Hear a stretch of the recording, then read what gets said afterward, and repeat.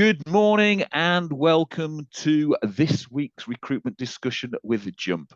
And this week we have special guest Simon Bloch from JMW, a legal partnership, where we're going to actually hit the nail right on the head with regards to holiday pay, the change in holiday pay, the change to the working time directive, which everyone should know, but most people are potentially ignoring, and especially considering the HMRC have just taken an awful lot of recruitment agencies to task over the national minimum wage. I think it's something that we absolutely need to be on top of. So I'm going to throw it open to Simon. Simon, thank you very much for helping us today. It'll be a really interesting conversation. I'm sure Dave and Heather, who are with us as well, are going to be taking lots of notes so we can help our clients and we talk to them. So I'm just going to jump straight into the questions because we've got so much to cover. So Simon, briefly, can you explain why the changes have been made to the legislation at this moment? Yeah, no, thanks, Howard. Yeah, it is. This is a meaty subject, but one that people do need to get to grips with quite quickly, especially if you're involved in anything to do with calculating holiday entitlement or holiday pay. So if you run a payroll or you have to be involved in that analysis of making sure that the intermediaries that you're working with are doing it correctly. You can't just pass it all down the line and say, well, it's not my problem. You've really got to understand the rules yourself. So the reason that the changes have come about, and I'm not going to sit here and talk in lots of detail about the Supreme Court decision in Harper Trust, but the background to the changes to the legislation do arise from the Harper Trust decision, which hopefully many of you are familiar with. But in Harper Trust, that case concerned the holiday entitlement for a music teacher who was only required to work during term time. And what the Supreme Court held was that teachers' annual leave entitlement under the working time regulations should not have been prorated so that it was proportionate to the amount of time that Miss Brazel worked, but rather should be calculated by looking at the average pay that she received for the weeks that she worked. That's the background to the decision. And what that effectively meant, what the Supreme Court decision ended up doing, was that part-year workers were entitled to a higher sum for the paid entitlement for holiday than part-time workers. So if they sat next to somebody who worked part-time or even worked full-time, and you looked at their holiday entitlement and therefore pay, there was a massive gap, a disproportionate gap, where these part-year workers were treated better. So to address the disparity that we had in terms of the entitlement with the workers, the government opened a number of consultations which considered this question, and also a number of questions in relation to holiday generally under the working time regulations as a result of Brexit. And basically the aim was to ensure that the annual leave entitlement for all workers, that's really key, is proportionate to the amount of the time worked. And that is the key. It's the amount of the time that you actually work dictates how much holiday you're entitled to, and therefore holiday pay. What the government did is that they, following the consultations which closed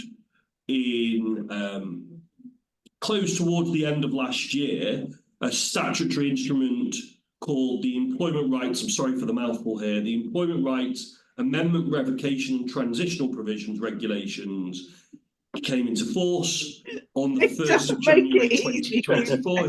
Whoever comes up with these names needs an award.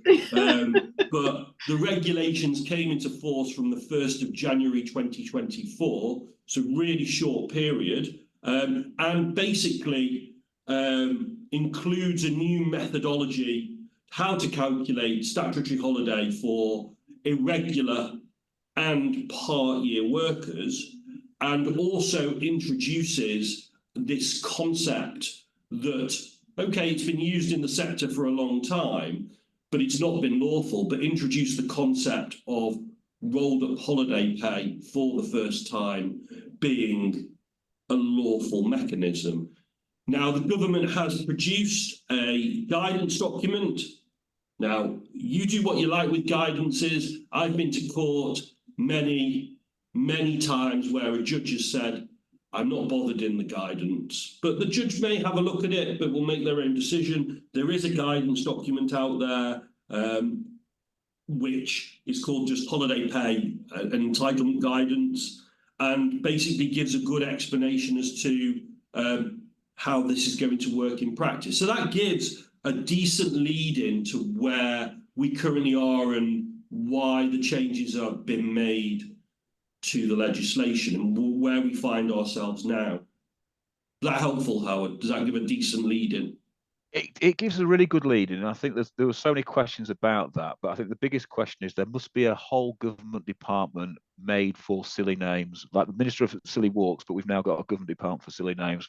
What a great title that is. That's a great one, isn't it? Yeah, absolutely. It is. So looking at that then, I understand that the new rules only affect a limited category of work in relation to irregular hours working and part-year workers. Yeah. What does this exactly translate into? Because I think that's a question I'm getting asked constantly by some of my clients. So these rules, where we need to be careful is that I'm not going to go into all about the working time regulations today. There would be lots and lots to cover, but everybody knows that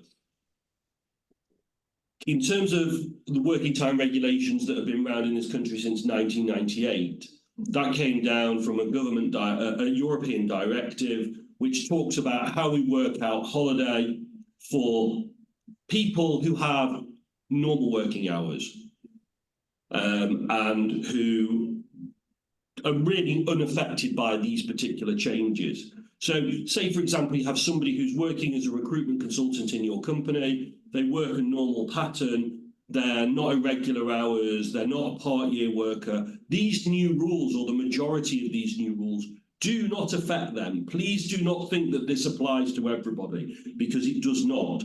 These new rules really affect people who are irregular hours workers and people who are part-year workers. So I would typify somebody who is an irregular hours worker as a typical agency worker. They don't have regular patterns. Part-year worker, where people do move around how much they work in a particular year. So what the government has done and what the regulations do is define what an irregular hours worker is and what a part-year worker is.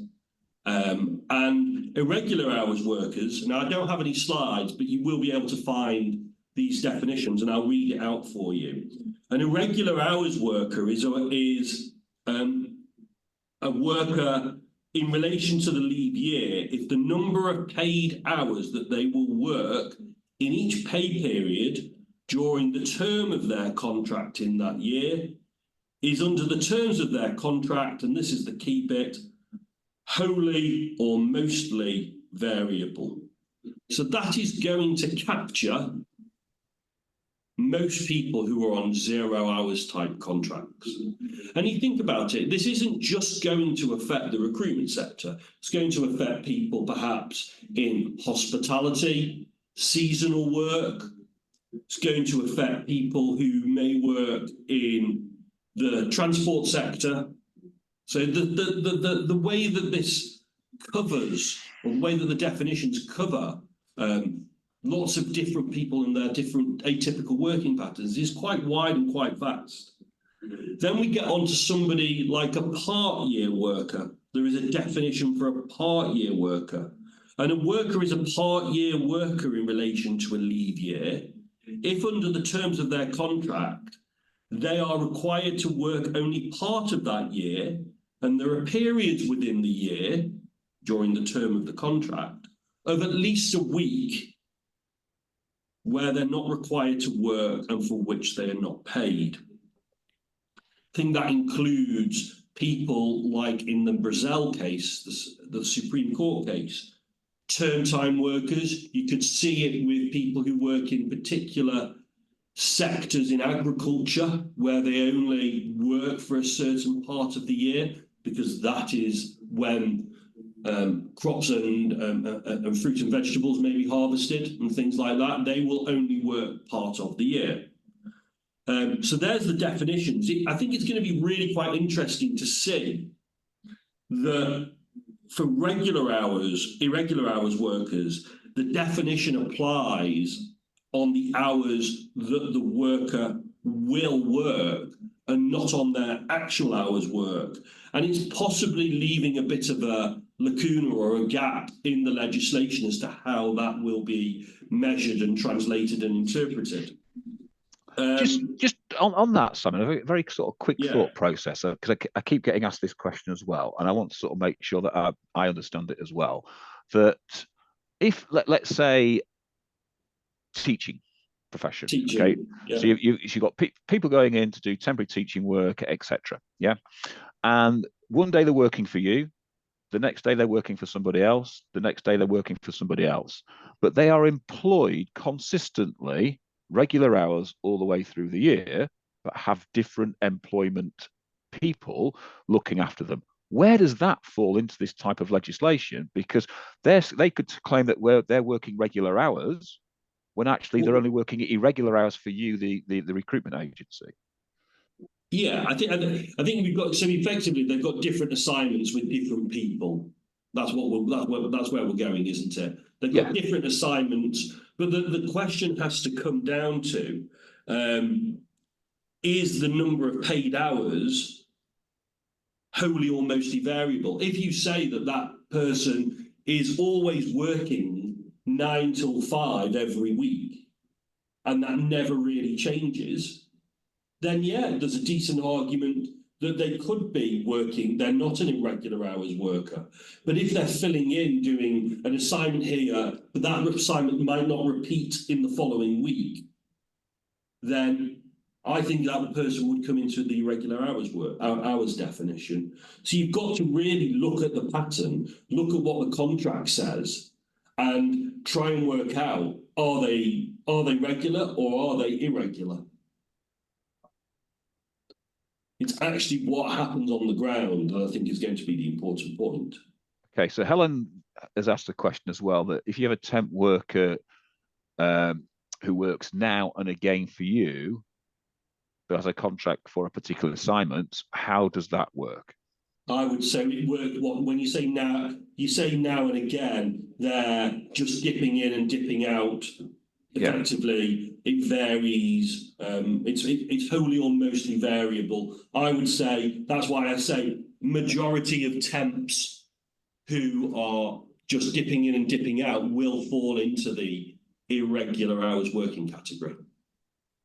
But what if they're dipping in and out and dipping in and out for your agency, but then let's say they're working just one day a week for you, but they're dipping in and out with another 5 agencies, so they've got. I think it can only be assessed with that engagement with that particular agency, because that's what you've got. That's the only way you can apply the definition, isn't it? Right. Okay. So it's about from your agency that they're working for. That's the definition. It's not the candidate's definition of that I'm working regular hours. And I do think that this will be given a purpose when they interpret this and trying to work it out. They will try and interpret it with what the purpose is in mind. They always try and adopt a purposeful type approach to the definition. Okay. They're going to look to find a way, I think, to make sure that that person is a irregular hours worker. Okay, so we're going to move on to calculations of payment at some point. And so we are going to move on to calculations. Yeah. So I'm going to ask, because there's questions coming in left, right, and centre. Obviously, it's a very, very, very, very, very interesting topic. So let me ask the next question, so I can sort of see what questions are coming in and whether we're covering those questions or not. So Amy, Rebecca, etc. I am going to come back to you on all those questions. Okay. So are you able to talk to us through the holiday accrual works in practice? That's fine. So let's do this in 2 pieces. We're going to do it in the piece of holiday accrual, how it accrues for irregular and part-year workers, and then I'll talk a little bit about how you get to the pay. The thing that you need to bear in mind when you come to the pay is that there is a definition, or the current, prior to the law change, there was definitions in the Employment Rights Act as to how you worked out pay for holiday for people with no normal working hours. That was defined in the Employment Rights Act, and I'll come back to that because we've got a new type of way of bringing together lots of complicated stuff that came out of European cases, and they desperately tried to say this is what will be included in a week's pay. But let's look about the actual accrual of the holiday to start with.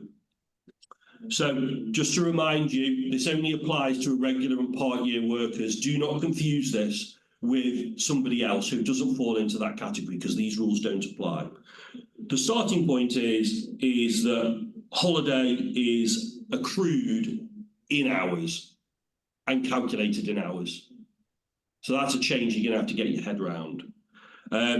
Holiday accrues at the end of each pay period, and a pay period is how frequently a worker gets paid. So if you pay them by the week, that's the period. If you pay them by the month, that is the period. And the accrual method is based on a calculation of this 12.07%. Now, if you want to remind yourself how you get to 12.07%, I'll just explain just in case people are not aware. It's 5.6 over 46.4 multiplied by 100. I haven't got a calculator, but I hope that's right, and gets 12.07%. And that's where the methodology has come from to give 12.07%. That was what caused all the consternation in the Harper Trust case. And the calculation is, so it's 12.07% of the hours worked in a pay period. It's calculated at the end of every pay period. Fractions are rounded up if they are 30 minutes or more, and they're rounded down if they're less than 30 minutes. The entitlement is only to the amount of holiday that they've accrued, plus any that's been carried over. And like I said, the calculation of that 12.07% is based on that calculation of 5.6 over 46.4. So that basically gives somebody, that's how you calculate the actual accrual mechanism. So if somebody, try and give you a couple of examples here. A worker works 40 hours in a week, and you therefore take 40, multiply it by 12.07%. That means in that week, they have accrued 4.83 hours worth of holiday before you do the rounding up and the down. You take somebody else who has worked 24 hours in a week, you do exactly the same calculation, 24 multiplied by 12.07 equals 2.9 hours before you do any rounding up or rounding down.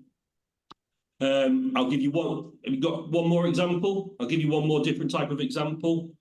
You get a worker who works irregular hours and is paid monthly. The person's leave year starts on the 1st of April 2024 and are entitled to the statutory minimum holiday entitlement only. And in June, the person works 68 hours.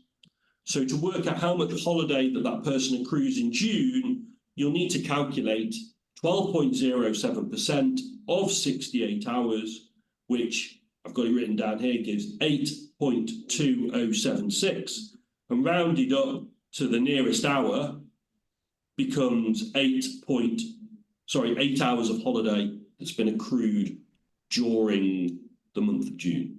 So I knew that question would open the floodgates. So the one question that starts to come is, how do you define regular overtime? We haven't got there yet. That's a different question. Different question. Okay. Then the other question is, it's all calculated in hours. Okay. So how this do is you just to work out how many hours that they've worked. Then there's another calculation for what the pay rate is, which is based on another part of the legislation. Absolutely. So we're getting ahead of ourselves with some of the Getting questions, slightly I think. ahead. Just Yeah. trying to Right, show okay. how it works for I think Sean's question is important though, Howard. I was just going to move on to Sean's question. So how do you calculate if a worker is paid for 7.5 hours but work 10 hours per day? Say that again. How do you calculate if a worker is paid for 7.5 hours per day, but works 10 hours per day? But you've got to do it over the course of a week, haven't you? If that's their pay period, so you've got to work out what they work in a week, multiply it by. It's to do. This is just to work out the holiday accrual. This is to work out the accrual, and it's based on the number of hours worked. So, say for example, they've just worked 10 hours in a week, and that's all they've worked. Then they've accrued during that week 12.07% times 10, which will be 1.207, won't it? And you round it down. Yeah? Got to separate. It's really important that we separate the accrual and the pay, because they're two different calculations. So Genevieve sort of asked the question that I was already thinking in my head. So am I correct in thinking you only accrue holidays on core hours, not overtime? You accrue holiday based on hours. Actual hours. Actual hours. Yeah. Okay. So would you need to then to adjust the calculation if the worker is paid a day rate, or would you need to define that as a day consisting of 8 hours? Yeah, everybody's going to have to get their head around the fact that the system's changing. So the way that it works is that holiday is calculated based on hours. I love all these questions. It's great. That's as simple as I can get it for you. Accrual of holidays based on hours. So there's a separate question about how much money you have to associate with that. But so I think it's a two-part calculation, Simon, isn't it? There's what for everybody paying. Yeah. One is how many hours holiday has that person accrued? So how much time can they have? What you then pay them for that time is a separate calculation with separate rules. Yeah, basically. So then, if you look at so how do we, if we have holiday pay accruals, how do you translate that into practice to actually paying someone? Okay. Are there any rules that we need to be follow or need to be aware of? Because obviously all these questions that are coming in now, and they are flying in now about hours, days, minutes, etc., etc. You know, what rules are we actually following? Because I've got Sean saying, how do you calculate hours that are not payable? Accrual is based on hours worked in the period, not what is paid. And to Sean wants to clarify the hours are not authorized, etc. So talk to us about holiday pay accrual. How's it translate into practice to actually paying someone? Are there rules that we need to follow? So the thing that you then need to, once you've got your head around the hours, okay, you then need to try and get your head around the fact that we've got this definition of what a week's pay looks like for the purposes of the legislation. And these are the things that you've got to take into account when you're working out what to then try and pay somebody. So,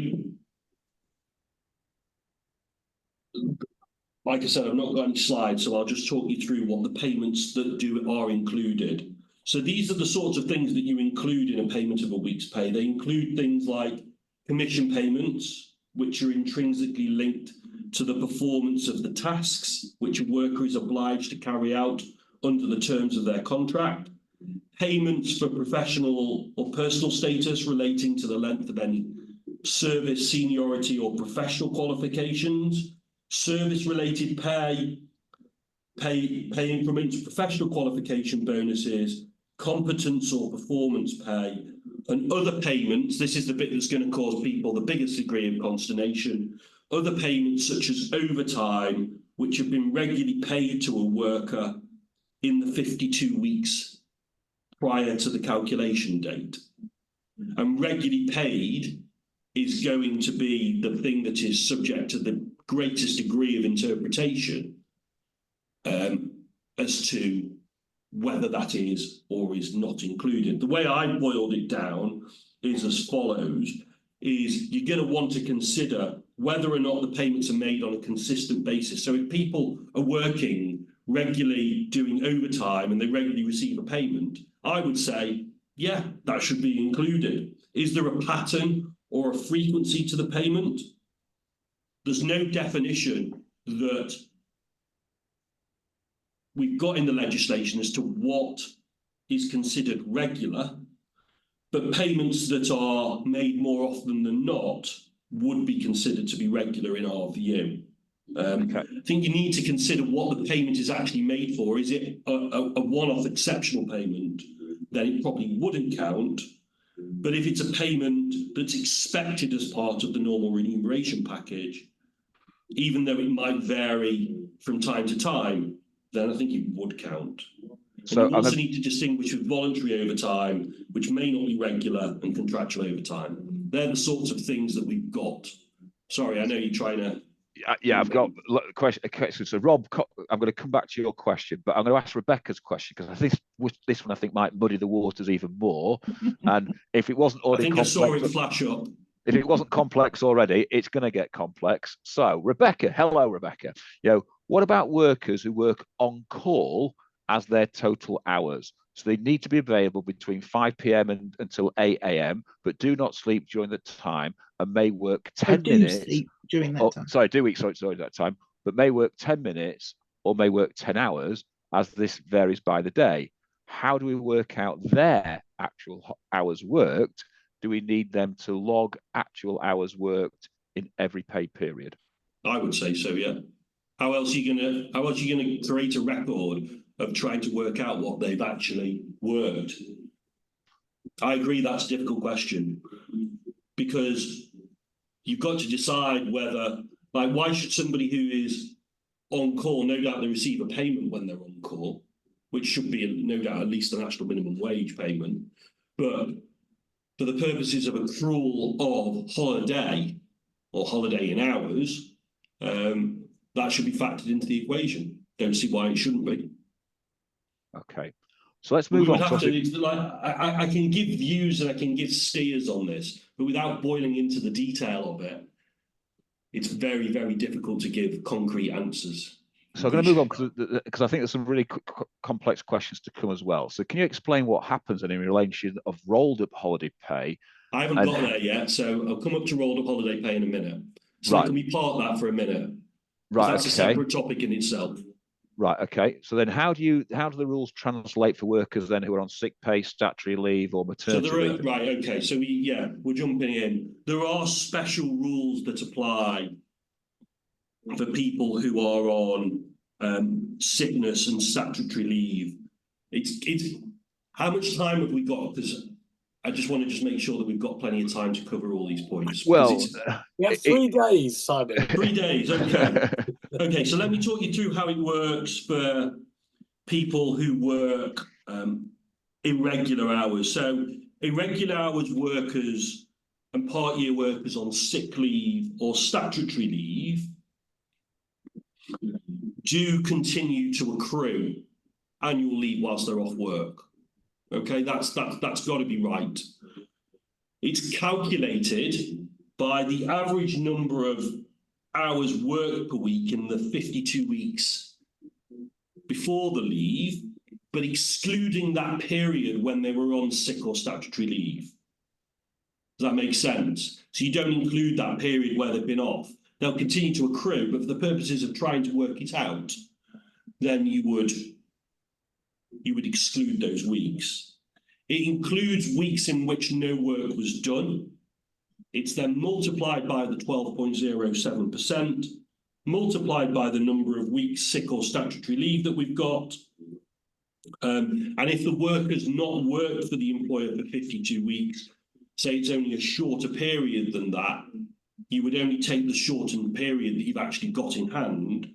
But you can, if you need to, and somebody's worked for you for a very long time, you can go back over a period of 104 weeks that we've already got in the existing legislation. So there is a mechanism that is there to work it out for people on sick and statutory leave. So this throws in then Rob's question, just to add a little bit more confusion to the legislation. What about AWR 12-week rule in respect of holiday increase and parity? Is that the AWR sits as a separate piece of legislation and has to sit alongside this. So you can't just say, well, we've got this legislation, let's forget about the AWR. The AWR and getting the information, the comparator information from your employer, sorry, from the end user client, you're still going to have to do that and bring that all into the mix with this as well. Yeah, and the AWR isn't going away. Yeah, and so the 12.07% becomes a different multiple because it could be 25 days plus bank holidays. That will still apply. You just apply a different multiple, Rob, rather than 12.07, which is for people who are entitled to statutory holiday. Yeah, exactly. That 12.07% is the statutory multiplier. Yeah. But if, say, for example, the comparator got a lot more days, you're going to have to do that calculation and work out. Yeah. Should the percentage be 15.6, for example? Yeah. And it's roughly, for each additional day's holiday from memory, it's roughly an extra 0.5% that you add on. But if anybody wants it, I've got a list of what it is for each of the different numbers of days. Yeah. So is there a calculation then if there's no history, i.e. it's a new worker? But that was Sean. In relation to what, Sean? I think if you type the relation to what, let's park that question from Sean. Let's move on to the next question because we're going to go back into rolled up holiday pay, but I mean, we're going to leave that. I think we should definitely cover rolled up holiday pay. It's definitely a subject. So let's cover that now then, because the question was, can we explain what happens in relation to rolled up holiday pay and the changes of the law? But also, are you able to mix two sets of rules and have some workers on accruals and others on rolled up holiday pay? Great question. And the answer is yes, you can. You can have some people on rolled up holiday pay, another on this traditional accrual mechanism. The other thing to remember with rolled up holiday pay is this, and I'll give you a little bit of history about rolled up holiday pay in a minute, in very brief terms, is that it's absolutely employer's election. So the agency, perhaps, whether to use rolled up holiday pay or not. It's not the employee or the worker who decides, it is the employer. Okay? The background to rolled up holiday pay, which has got a very long history going back to European legislation roots, was that rolled up holiday pay was unlawful.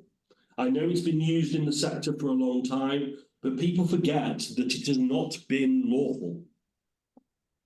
And what the government in part of the consultation basically had to grapple with was rolled up holiday pay deterring people from the primary purpose of what holiday was for, which is primarily a health and safety piece of legislation, taking holiday.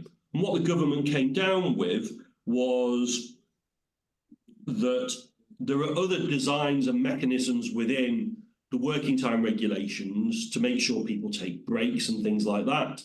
And therefore, we're not as concerned about it from relation to a health and safety perspective. And therefore, we're going to legalise rolled up holiday pay, provided you follow certain rules. And remember, because we've now left Europe, we've got a bit more, since the 1st of January, we've had a lot more leeway to make up rules that allow for things like rolled up holiday pay. So just so that making sure people are absolutely on the button with what I mean by rolled up holiday pay. Rolled up holiday pay is a practice where the employer pays the worker an additional amount on top of their normal hourly rate of pay, with the additional amount intended to represent the holiday pay, instead of the worker taking the time off when they receive the payment. So they'll never be prevented from taking the time off if they want to take holiday. What will just not happen if the rolled up holiday pay system is used is they won't receive an additional sum of money because they'll have already had it prior to taking the holiday. Hopefully that makes sense. It does. I mean, again, I've had lots of questions about rolled up holiday pay and can we just do it? Can we not do it? So you're saying it's the employer's choice. Absolutely. And therefore, as an agency, if you are the employer of the temp worker, it is your choice to roll up the holiday pay and then pay it. But I think it would then be wise to speak to your candidate or your employee and have a conversation saying, you do realise that we've rolled up your holiday pay. Therefore, if you do take holidays, you do not expect to get a holiday payment because you've already paid that. So would that be wise in putting that in a contract that they understand that? I think everybody's definitely going to need to look at their contracts. Like your old contracts is not necessarily going to flow for this. So you're going to need to look at the contracts, but there's obviously going to need to be some explanatory document as to how this is going to work, or you're going to find, putting to one side the legal issues, you're going to have potentially a bunch of unhappy contractors or workers who are trying to work out why this has happened, and you actually have varied their contract. So if you're going to do this and change contracts, you're going to need to think about that for those people who are already on contract. For new people, you're going to want to definitely at least have something ready to explain to them why they are changing, or what the changes mean for them. But let me just try and bring you up, just fill in them some of the missing pieces, how the rules are going to work here. Remember, although these changes, and this applies to all of the rules, although these changes to the legislation came into force on the 1st of January and take effect from the 1st of April, it all applies to when your holiday year starts. So if your holiday year started on the 1st of January, these rules don't kick in until the 1st of January 2025. If your holiday year starts on the 6th of April or the 1st of April, whatever it might be, these rules kick in for you on the 1st of April. And the caution that I would throw to you is that if you are considering changing your holiday year, be very careful and take some proper legal and accounting advice on things before you do that. Don't just automatically change the year. Okay, so in terms of how it works with rolled up holiday pay, it's based on the total earnings in a pay period. So it's everything that they've earned. It's based on an uplift of 12.07% to the remuneration. It must be paid at the same time as the pay. Payments during sick or statutory leave are calculated as an average.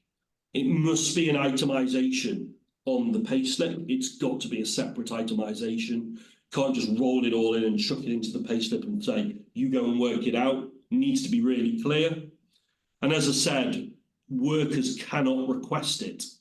It is the employer's choice to decide whether to do that. Right. So Joe's asked a question here. As an agency, can you do both depending on what the candidate wants? I.e., one sector has a rolled up holiday pay, but another sector pay as normal. Yeah. So you can do that. It's your choice as the employer. It's the employer's choice whether it's to not operate rolled up holiday pay. Clearly, you've got to be careful. You would want to have some caution as to making sure that you're not discriminating against a certain group. But that goes with most things in employment law anyway. In terms of how you decide to offer and operate it, you don't want to be criticised for doing that. But you absolutely can decide to use it in one particular sector where it works well for you, with a section of workers, and another section it might not work particularly well for you, and you don't want to operate it, perhaps from a cash flow perspective. That's a thing to bear in mind. So one of the things that you stated there was about when your holiday year starts, and therefore if it starts in a certain day, if it starts before whatever it is, it can work out what the dates is. So the question that goes in my head then is lots of agencies want to be really upfront with their candidates and do the right things by their candidates. So can they start to implement these new rules now, regardless of how their holiday year operates under their contract? When you say now, before the 1st of April? Yeah, if they wanted to just put the new rules in now, let's say you said, if it was a January holiday, then it's January 2025 that holiday pay changes. But could, if they want to do the right thing for a candidate, put that in now? No, because the old rules still apply. Does that make sense? Technically, the old rules still apply until the 1st of January 2025. I know you, but I think you've got to say from a technical perspective, the answer to that question is no, because these rules don't kick in for your holiday year, because your holiday year only reboots on the 1st of January 2025. Whether in practical terms it's going to have any difference, I don't know. I can't tell you the answer to that. Whether or not people are going to get upset and have claims because you haven't really paid them properly under the old rules, again, I can't give you a concrete answer to. If you're really wanting to change it, think about changing when your holiday year operates from, get it all ready and look at changing the operation of your holiday year. That's the best answer I can give you to that. But so we've talked a lot about, agency workers who are on, strange hour assignments, odd assignments, not regular assignments, etc., etc. So will these rules apply to agency workers who are on long-term assignments with a single client? I think the question comes back to, I have to keep coming back to the definition of irregular and part years workers. Do they fall into that category of irregular hours workers? If they have got regular hours on a long-term assignment and they're not going to change, there's an argument that no, it does not apply. But I think when remember, this has not yet been tested in any court. So there's always going to be first principle interpretations of these definitions. But in my experience, it's not just going to be about what it says on the contract. It's going to be about what actually happens in practice. Okay. I'm sorry if that's not. I can't give the clearest of clear answers on that at the minute. I know, but it's a question that people will ask. So here's my last question. I'm going to jump into some of the questions that the people are asking as well. Okay. So if you as an employer operate, the rolled up holiday pay, what health and safety and other legal obligations should you follow to ensure the worker takes time off? I think all you can do is take steps to remind them to take time off. So if people are not taking the time off, you've got to have a system in place to monitor how much leave that they've taken, encourage them to take the time off. And I would say that you've gone as far as you really can in terms of making sure that that you've discharged your obligation in relation to leave.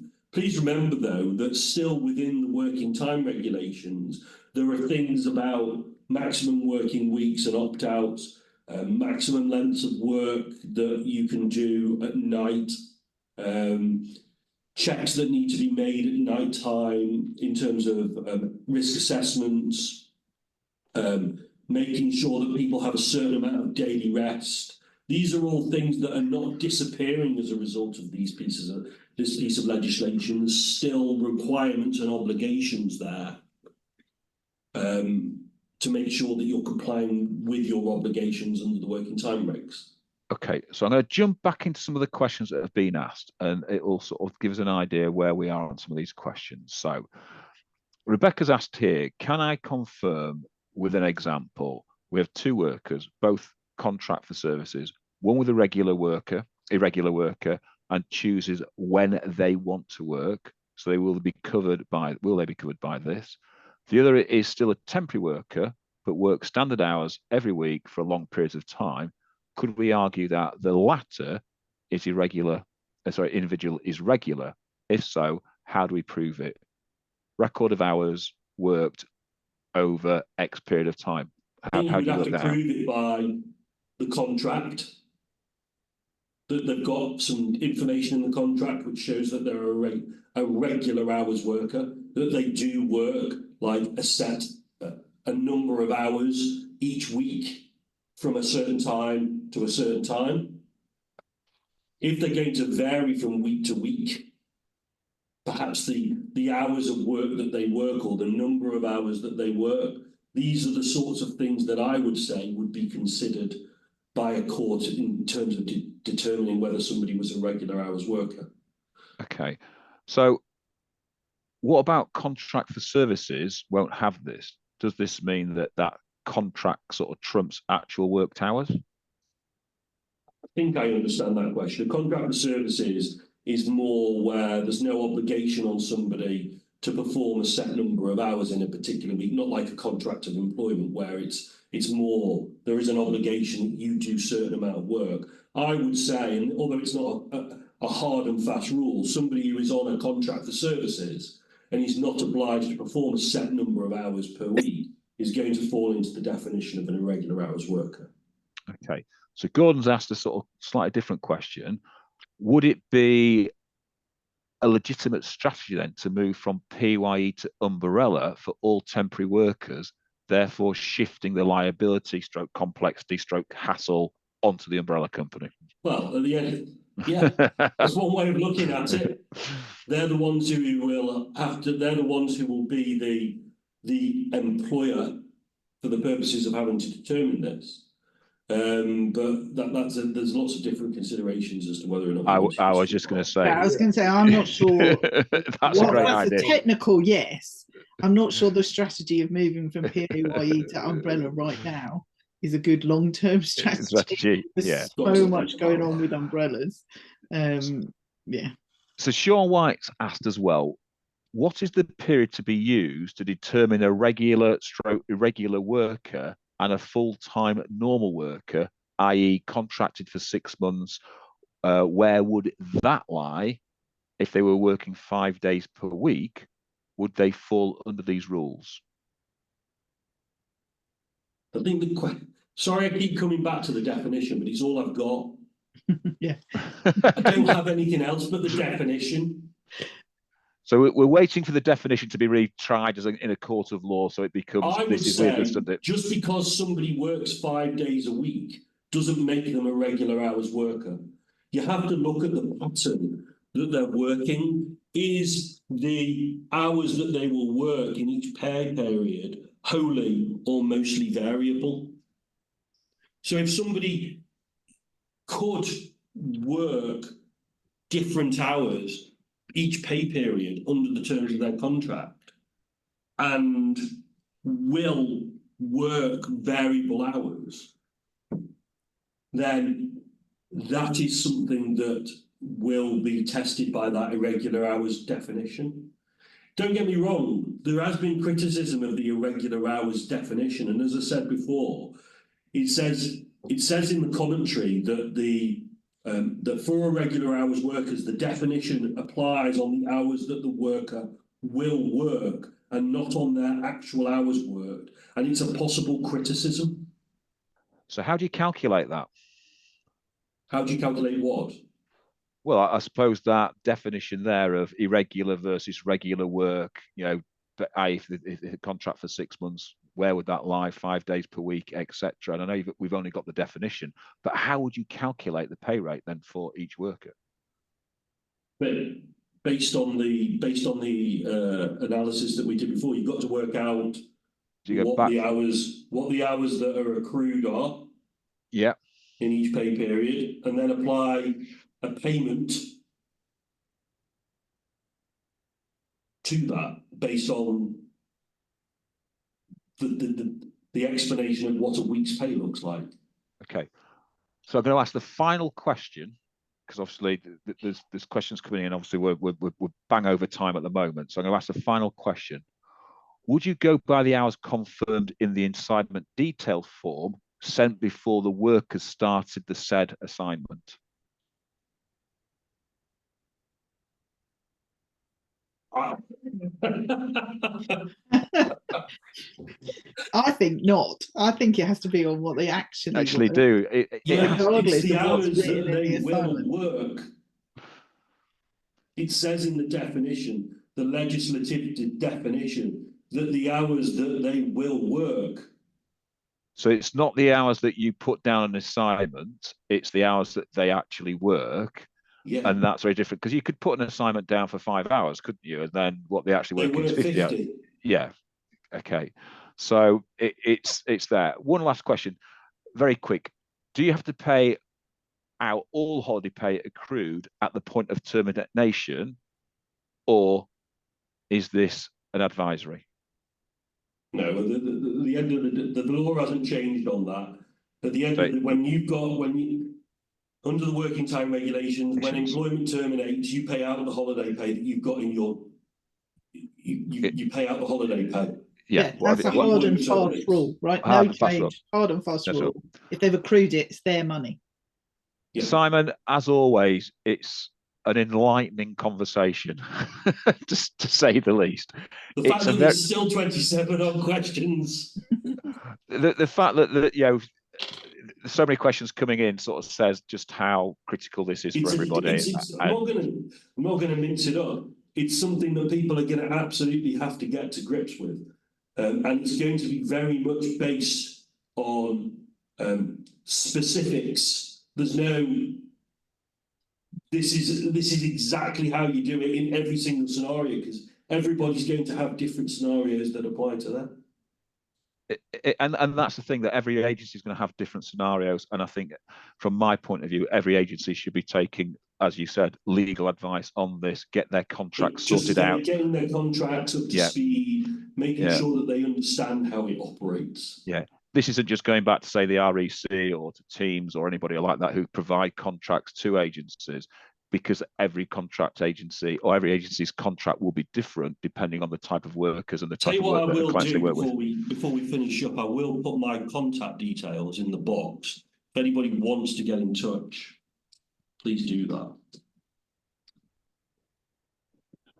Deborah, we don't know whether REC have updated their terms or not. I don't know the answer to that. They have. They have. So if anyone wants to get into contact with Simon, he's just put his address in there. It's simon.bloch@jmw.co.uk. If you can't remember that when we've logged off, if you want to drop your email to me, and I'll pass it on to Simon if you want an introduction into Simon. Simon, I say, what a great session. Everybody who's asked questions, thank you very much. I hope we've answered all your questions as well as we can, or as well as Simon can, and as well as Heather can. We look forward to seeing you all again next week. We've got a very different webinar next week, but there'll be just as many questions, I think, in many people's head when we talk about what we're doing next week from there. But Simon, once again, thank you very much. You know, much appreciated. Ladies and gents, thanks so much. Dave and Heather, thanks for your input. It's been great. Dave, especially yours. And we'll see you all. I'm learning, H. I'm learning. Today was definitely a learning day. Definitely a learning day. I was scribbling notes and I was thinking, oh my God, where's that? Where's this? Where's that? The other. But as I say, thank you very much, everybody, and we'll see you all next week. Cheers. Thanks a lot. Thank you. Bye. Thank you. Bye now. Bye.